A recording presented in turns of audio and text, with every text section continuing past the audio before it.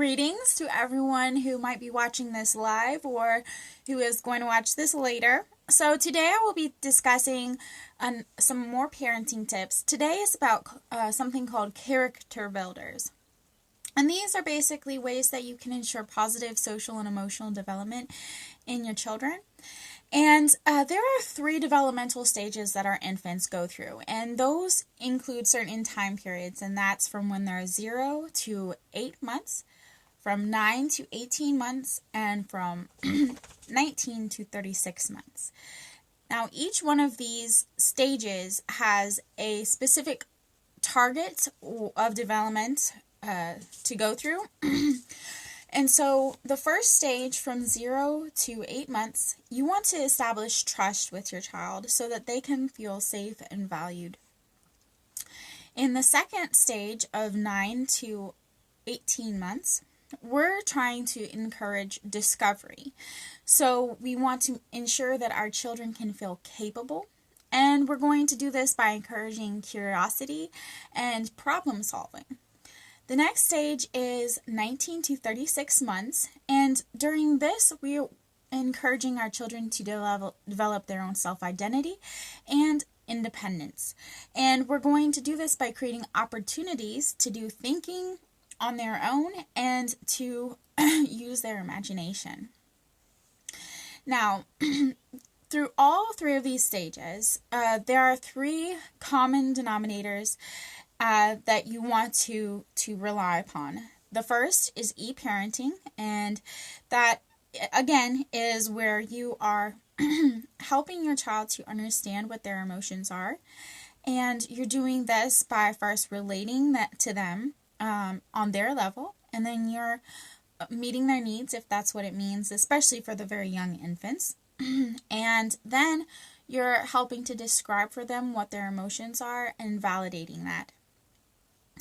So the next one is by doing a play-by-play style of parenting where you're constantly describing what the child is feeling, seeing, doing, or hearing, touching or hearing. Basically, anything that your child is sensing, you want to help them to describe it and to give words for that for them. And then the last one is to celebrate the accomplishments that they're having and to make it a daily do to encourage them and help them to understand that you're grateful for all of the steps and growth that they're making. Now, there are some particular parenting goals for each of these stages that I want to go into. The first one for 0 to 8 months is to establish during this time the daily routine and the schedule. This will help your child to feel safe and secure, and it's going to help you to also have some more balance in your life so that you're able to do the e-parenting and not to get too exasperated. Also with the 0 to 8 months old, because they're a lot less mobile for at least the first half of that, you want to set them in places where they can see your face and you can make eye contact with them. So even when you're not snuggling with them or nursing them, or if daddy has them, make sure that they can see you, because that's going to be a way that they feel secure. And also that you can use the play-by-play better that way, because you're going to be able to see, and they're going to see what you're seeing, and you're going to be able to describe that to them. And also with the e-parenting, you're going to be able to see on their face or with their hands or whatever what their cues and signals are so that you can meet their needs as soon as possible. Then you want to incorporate interesting objects and toys or go to interesting places as a part of your play-by-play so that you're expanding the world that your child knows and understands, and you're helping them to know from a very early age what's going on around them, but also giving them more visual exploration or tactile exploration, depending on what the objects are. Another important thing for this stage is to do tummy time, because that's very challenging for the little ones. At first they won't like it, but as you do the tummy time, they're going to become stronger physically, but it's also showing them that you're right there with them, and it's going along with the feeling of being safe because you're helping them to grow, and you're also protecting them from maybe dropping their head or getting hurt if they're on the tummy time. Then the very last one is, once again, you're trying to make your child trust you during this time. And so you're trying to make them feel safe. So avoid overstimulating your children. That can include not forcing them into too many situations with too many people, or too loud, too much music, too much rough playing. You want to be gentle with your children, and you want to make sure that you're not making them become upset by the circumstances or the action going on around them, so that they still feel safe with you. For the 9 to 18 month olds, this is once again where you're trying to encourage discovery, and you're trying to get your child to understand that they can become capable and they can solve problems. So you're going to try to give them as many opportunities as possible to explore, to move around, and to be curious. And there are going to be a couple more that lessons that I'll teach that will relate to this one. One of those will be brain builders, and that's going to come up tomorrow. And then the next one will be the 4 steps to success. So just look for those. The brain builders are games that you can play that or activities that you can give your child that are safe and that will help to develop their thinking and problem solving skills. And the 4 steps to success will essentially help your child to feel confident while they're learning new things, so that it makes learning fun. And then you also are going to teach them how to do things on their own. So this might be, teaching them how to drink their sippy on their own, or explaining while you're getting them dressed how to put their arms into the clothes. It can be very simple things. It can even be, teaching them the parts of their body. It's just helping them to learn how to do things or say things, and so that by the time you get to the 3rd developmental stage of identity and independence, that they already have the building blocks to help them feel like they can explore a little bit more without you guiding them every step.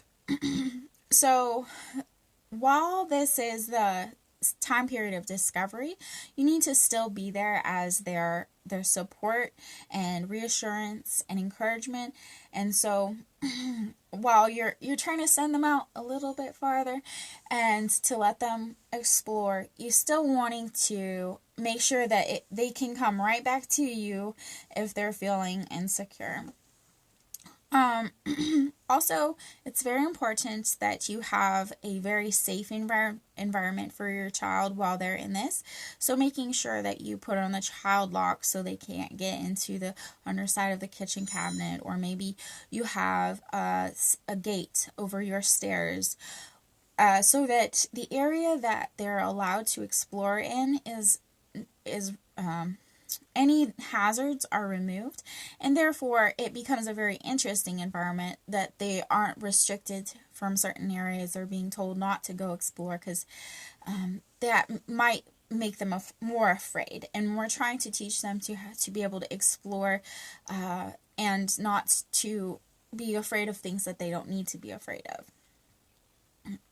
Then especially at this stage, we need to try to limit their screen time as much as possible, even if it's a learning show, because we want them to move. We want them to learn how to use their physical bodies, and when we have screen time, they're usually going to become more sedentary while they're zoning in on the TV. So as much as possible, limit how much they're watching of television a day.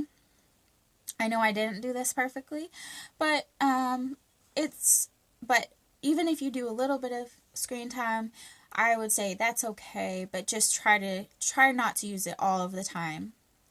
And then the last one is try to be firm but gentle when you're establishing limitations, and helping them to understand through the e-parenting that you're doing it for their own safety, and so that they will not be hurting others. And so you're going to need to maintain consistency with both of those, and that's part of being firm.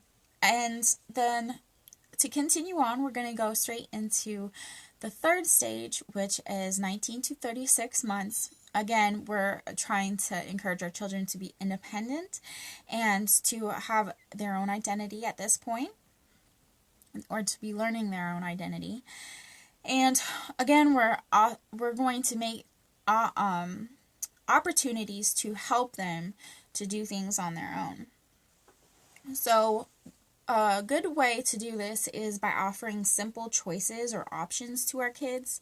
So at mealtime, you can offer them specific snacks, and you give them two options. You say, do you want apples or do you want raisins? Whatever it is.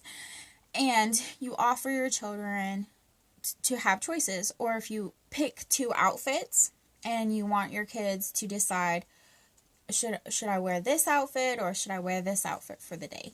Also, you can let them start trying to dress themselves. You can teach them how to use a regular cup without a lid.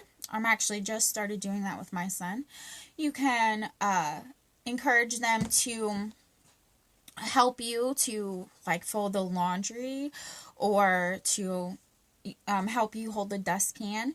Little things like that around the day to give them chances to try things that they haven't done before, and to feel competent and capable. Again, at this point, we need to be firm and gentle again with our limitations. And this time, during this stage, we're trying to encourage them to understand the idea of respect. So respecting ourselves with making the right choices, and respecting others, and respecting the possessions, so that we're not throwing things and breaking them. Whatever it is, trying to encourage the child to understand the notion of respect. And also, you're going to continue assisting your children. So, especially with playing and learning, be there right with them when they're doing something that is brand new for them. And you're still going to do the teaching while they're doing something new.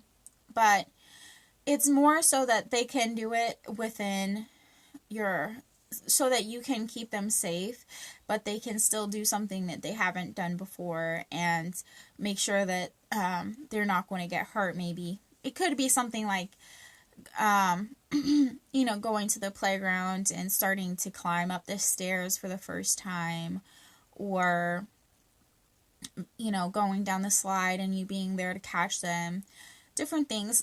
They say that the infant's job is to play, and so that's part of our job, is to help them to be able to play within safety bounds, and to be able to use that play to learn.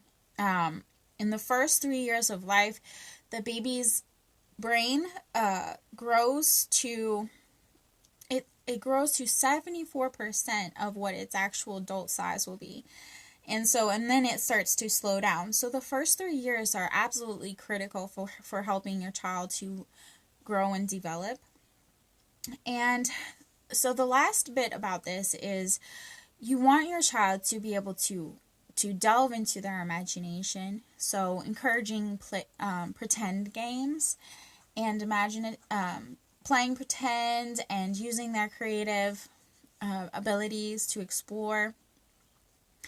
So even though we might not like, painting with our hands or doing messy crafts, we want to let our kids do that, because it helps them to grow and to learn. Now, what are some of the payoffs of investing in your children and doing these character builders? First of all, you're going to help your children to trust you. You're going to establish that bond of trust early. they're going to feel more safe and secure, more confident and curious. They're going to have healthier emotional development. When it comes to school, they're going to be more ready to learn and they're going to have less fear.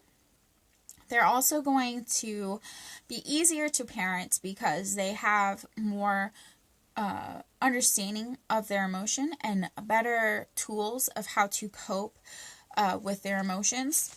They are also, in that regard, easier to discipline because if you've been practicing all of the e-parenting and the gentle and firm limitations, they're going to be used to listening to what you want because they trust you and they know that you're trying to keep them safe.